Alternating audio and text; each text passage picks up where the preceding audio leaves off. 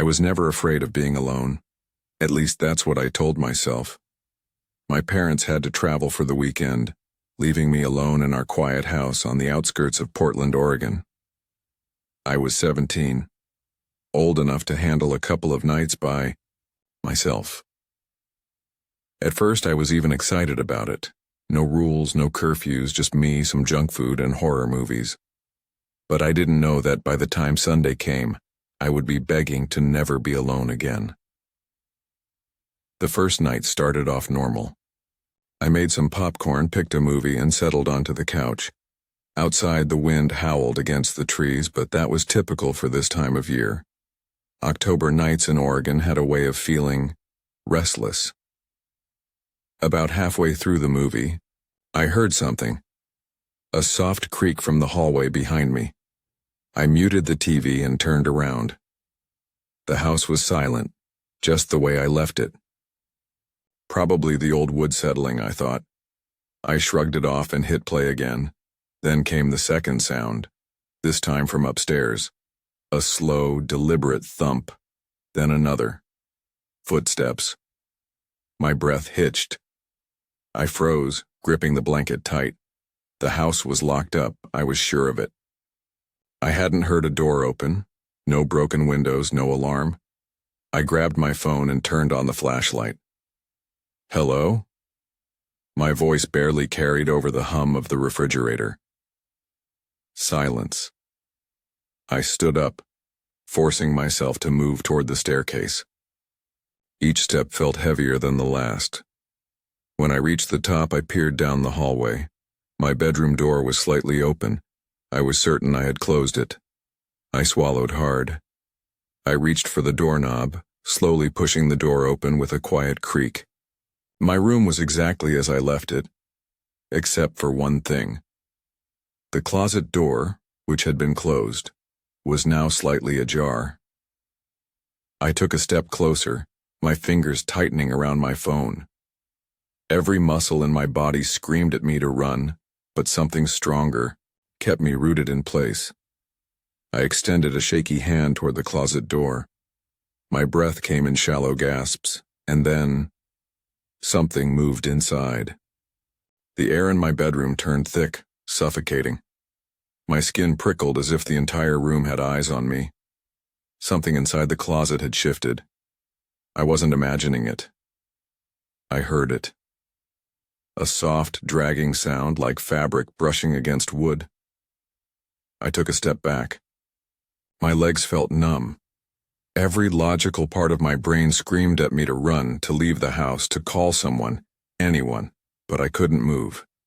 Then, the closet door creaked open just a few inches. A shadow stretched out across the floor. A quiet breath, not mine, came from inside. My lungs locked up. I was not alone. My fingers fumbled with my phone, my hands slick with sweat. I turned on the flashlight again, aiming it at the crack in the door. The light cut through the darkness, landing on a sliver of something pale. Skin. My stomach lurched. A hand, long fingers, unnaturally thin, slowly curled around the edge of the door. The nails were jagged, cracked, too long for a person. Then a whisper. Hoarse, brittle, right next to my ear. I've been waiting for you. The scream tore from my throat before I even knew I was making it. I spun and bolted down the hallway, nearly tripping over my own feet. Behind me, the closet door slammed open, hitting the wall with a deafening bang. I didn't look back. I couldn't. I flew down the stairs, reaching the front door in seconds. My hands shook as I clawed at the lock, yanking it open. The cold October air crashed into me as I stumbled onto the front porch, my heart pounding against my ribs. The house was silent again, but I knew. It was still inside. Waiting. Watching. Ran to the neighbor's house, pounding on the door until Mrs. Holloway answered, startled. I couldn't even explain. I just stood there shaking, gasping for air. The police came. They searched the house, found nothing. No signs of forced entry, no footprints, no proof that someone or something had been in my room. But when I finally worked up the courage to go back inside, I found one thing. My bedroom closet door, which I had left wide open, was now shut, and on it, scratched deep into the wood, were 3 words: "See you soon." I don't check my windows at night anymore. Not after what happened. Not after I learned the truth, that sometimes when you think you're alone, someone is watching. It started on a Friday night. My parents had gone out for their anniversary dinner, leaving me alone in our quiet suburban house in Colorado Springs. I was 18, old enough to handle myself, or at least, I thought I was. I was in the living room, scrolling through my phone when my screen lit up with a text from an unknown number. "You should lock your door." I frowned. "Probably a prank," I texted back. "Who is this?" No reply. A chill ran down my spine. I glanced at the front door. It was already locked. Just to be sure, I checked the back door too. Secure. Windows, all shut. I told myself it was just some idiot messing with me. I went back to my phone, forcing myself to ignore the gnawing unease settling in my gut. Then my phone vibrated again. "Nice house. You look comfortable." My stomach dropped. This wasn't random. Someone was watching me. My hands shook as I typed. "Where are you?" 3 dots appeared on the screen. Typing. I held my breath. "Look outside." No way. I wasn't falling for that. But some sick, morbid curiosity forced my body to move. Slowly, I turned my head toward the window. The street was empty. The porch light buzzed. Nothing but the quiet hum of the neighborhood. Then my phone vibrated again. Not there.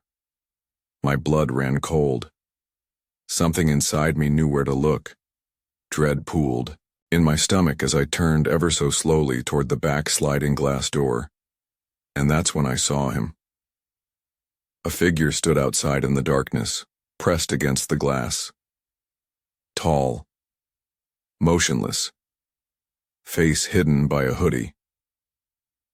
But what made my heart nearly stop? He was holding his phone up, and on his screen was a live video of me sitting in my own living room. My body locked up. My mind screamed, "Move." But I couldn't. I could only stare. Stare at the screen in his hands, at my reflection staring back at me from his phone. He was recording me. The porch light barely illuminated his face under the hoodie. But I could see enough. His mouth was slightly open, like he was breathing me in. Then, he lifted a hand, and slowly, he waved. A jagged, unnatural motion, like his arm didn't bend right. Like he was mocking me. My stomach flipped, my vision blurred. Then, my phone buzzed again. I tore my eyes away from the glass and looked down. "You left the back door unlocked." No. My breath hitched. My gaze darted to the door handle, and I felt my soul collapse. The lock was turned up. Not locked. Somewhere in the house, I heard the softest sound. A click. A door closing. He was inside. A scream ripped from my throat. I launched off the couch, running faster than I ever had in my life. I sprinted for the front door, yanking at the lock with trembling fingers. Behind me, footsteps. Slow. Deliberate. He wasn't running. He wanted me to feel this. I twisted the lock, throwing the door open, and stumbling onto the porch. My bare feet slapped against the pavement as I bolted into the street. I ran. I didn't look back. I kept running, my lungs burning, my vision tunneling, until I reached my neighbor's house. I pounded on the door, screaming, sobbing. Lights flicked on. A man's voice. Someone grabbed me, pulling me inside. The police came. They searched the house, but they didn't find him. No signs of forced entry, no footprints, no proof he had ever been there. But I know. I know, because later that night, after the cops left, after my parents came home, after I finally stopped shaking, long enough to go back to my room, I found something, sitting on my nightstand, a single piece of paper, with 6 words, written in my own handwriting. You forgot to check under the bed. Some people fear ghosts, others fear the dark. I fear windows at night, because sometimes, when you look out, someone is looking in. It started on a cold November evening in Anchorage, Alaska. The kind of night where the wind howls through the streets and the sky hangs heavy with snow. I was staying at my aunt's cabin for the weekend, deep in the woods, far from town. I should have felt safe, but I didn't. The cabin had these massive windows, the kind that stretched from floor to ceiling, beautiful in the daylight. At night, they were just black mirrors, and something about them made me feel watched. I tried to ignore it. I curled up on the couch, wrapped in a blanket, watching a movie on my laptop. The wind rattled the trees outside. The old wooden beams of the cabin groaned under the weight of the cold. Then, I heard it. A faint tap, tap, tap against the glass. I froze. My breath caught in my throat. Slowly, I turned my head toward the window. Nothing. Just my own reflection staring back at me, wide-eyed and pale. The storm outside made it impossible to see much further. Probably a tree branch knocking against the glass. I forced a laugh, shaking my head. I was letting my imagination get the best of me. Then, my laptop screen glitched. Static flickered across it for a split second before returning to normal. A chill ran down my spine. That didn't feel like nothing. I checked my phone. No service. The Wi-Fi was acting up.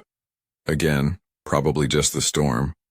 I tried to go back to my movie, but the uneasy feeling didn't leave. And then, the power cut out. Darkness swallowed the room whole. The only light came from the dying embers in the fireplace, casting long, shifting shadows on the walls. I sat there, heart pounding, waiting for my eyes to adjust. Then, another tap. This time, it wasn't soft. It was deliberate, and it came from the window right behind me. I couldn't move. The air turned heavy, thick with something I didn't want to name. The embers in the fireplace cast a dim, flickering glow, barely pushing back the dark. Then, the tapping came again. Not just a tap this time. A slow, deliberate drag of fingers across the glass. I turned my head, my pulse hammering in my ears, and my breath stopped. Outside, just beyond the window, something was there. A figure. Tall, motionless, pressed against the glass, its face lost in the darkness, but I could see its hand. Long, pale fingers splayed against the window. It wasn't a trick of the light. Something was standing right there watching me. I scrambled off the couch, heart slamming against my ribs. My fingers fumbled for my phone. No signal. No way to call for help. I backed toward the hallway, never taking my eyes off the window. I had to get out, had to get to the car. Then, it moved. Its head tilted slowly, unnaturally, as if it was studying me. Then, it knocked. Once, twice, 3 times. A slow, patient rhythm. I clapped a hand over my mouth to keep from screaming. My entire body screamed, "Run," but I couldn't. I was frozen in place. Then, I saw it.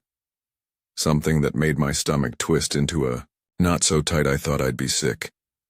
The outside porch light was on, and yet, there was no shadow, no outline, nothing. There was nothing standing there, but I could still see it. My knees buckled, a sob clawed its way up my throat. This wasn't A man. It wasn't human.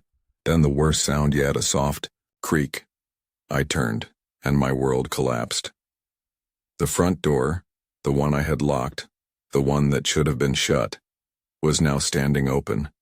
A gust of freezing air slithered into the cabin, carrying the scent of damp earth and something else. Something rotten. I didn't hear footsteps. I didn't hear breathing. But I knew. It was inside. I ran.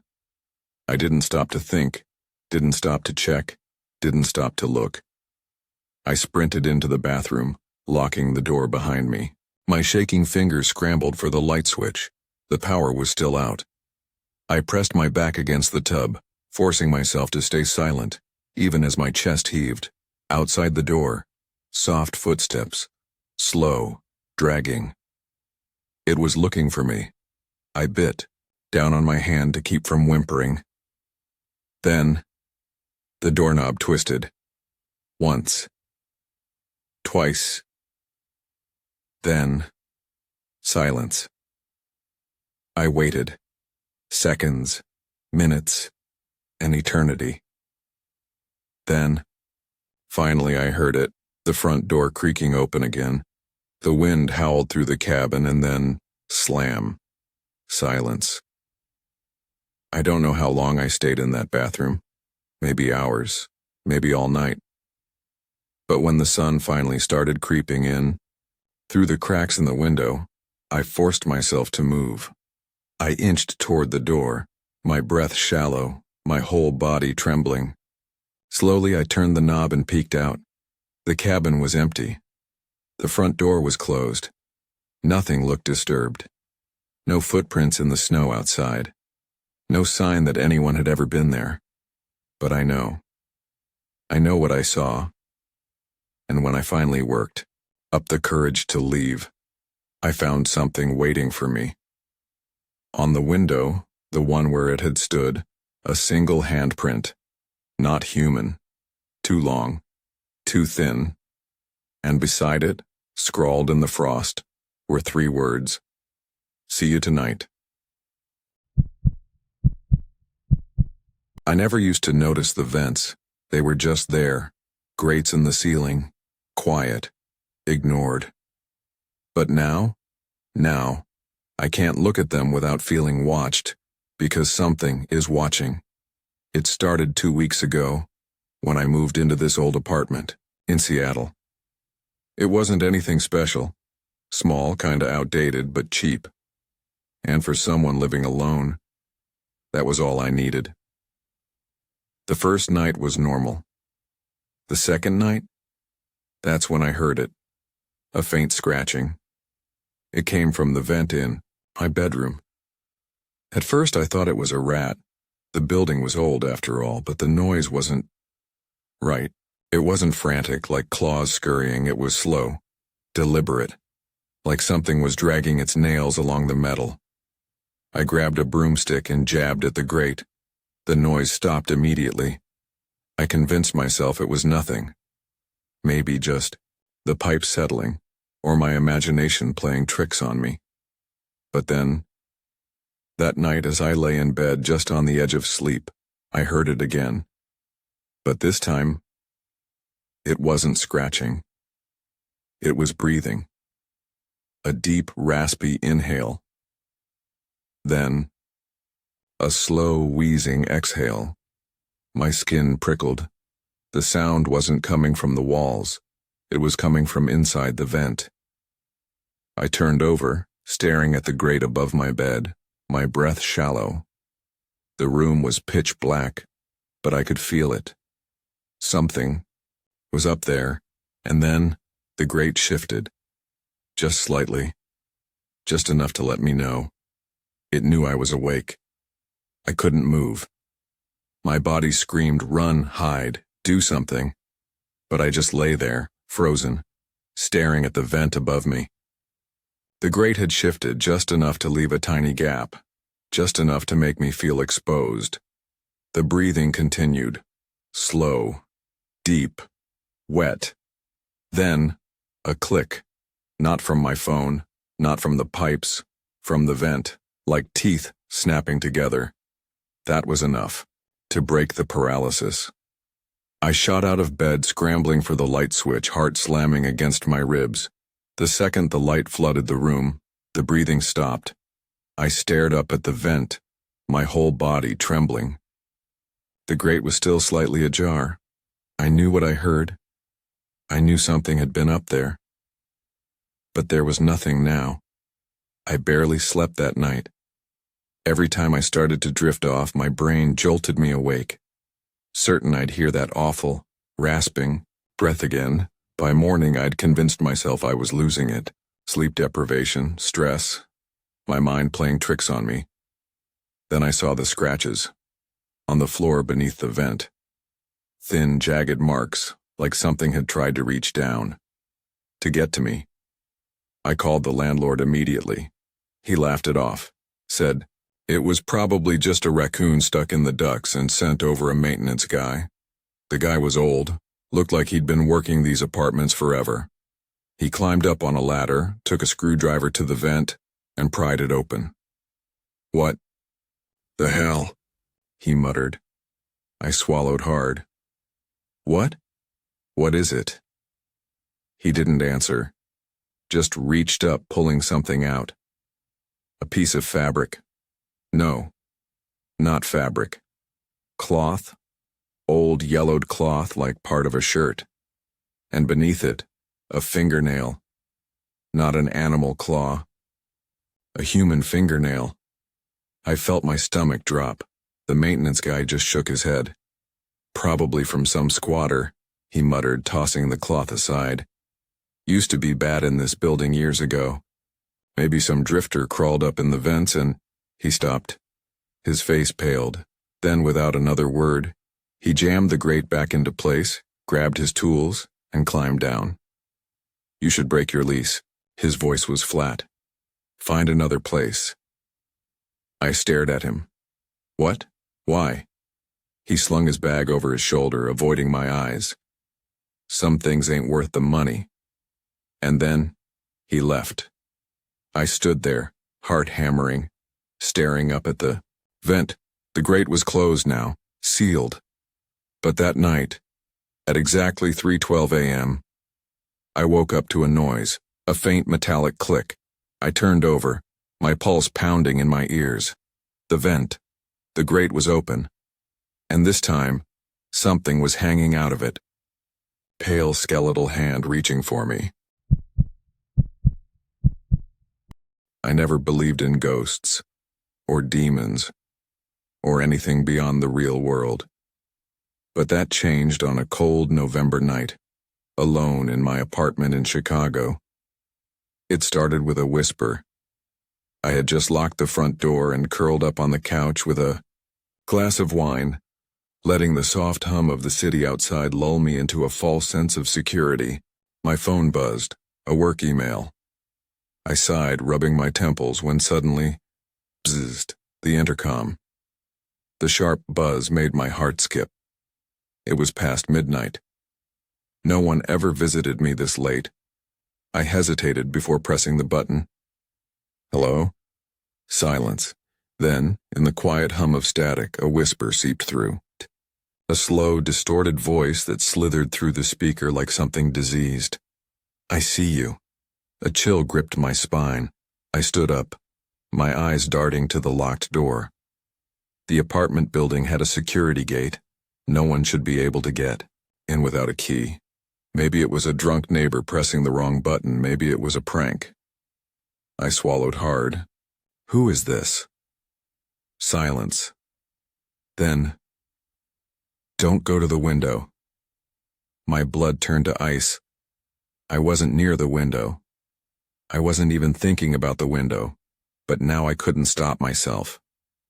My breath hitched as I turned my head, heart hammering against my ribs. The curtains were slightly open, revealing a sliver of the dark street below. Nothing. I pressed the intercom button again, my fingers cold. "If you don't leave, I'm calling the police." A pause. Then the whisper returned. "Closer this time, too close, I'm already inside." My lungs locked. I'm already inside. The intercom crackled with dead air. My fingers hovered over the button, trembling. The walls of my apartment suddenly felt too thin, the air too still. I turned, scanning the dimly lit space. The kitchen, the hallway, the half-open bathroom door. Nothing.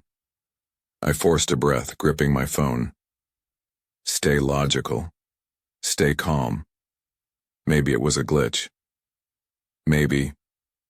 A soft creak came from the hallway. I froze. The floorboards, the ones that only creaked when someone walked on them. My stomach twisted as I took a slow step backward. The hallway stretched into darkness, the door to my bedroom barely visible at the end.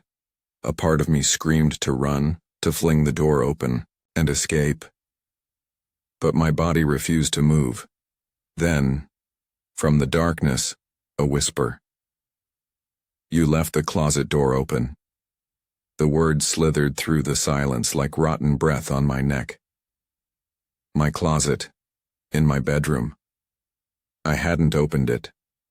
I hadn't even been in my room since getting home. A sudden shift in the shadows. A shape, a tall, thin figure standing just beyond the reach of the light. My mouth went dry. It was too still, too wrong. Not a person, not something alive. My body acted before my mind. I bolted. The door.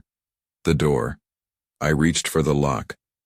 But before my fingers could turn it, bzzzt, the intercom blared again. My stomach lurched.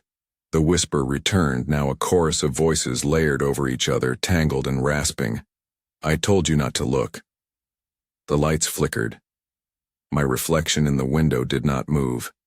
It stared back, smiling, lips stretching too, wide teeth too sharp.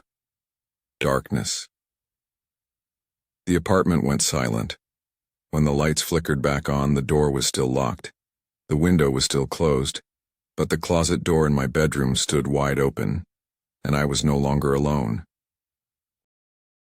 Now that you've heard what no one should, remember, the terror doesn't end here.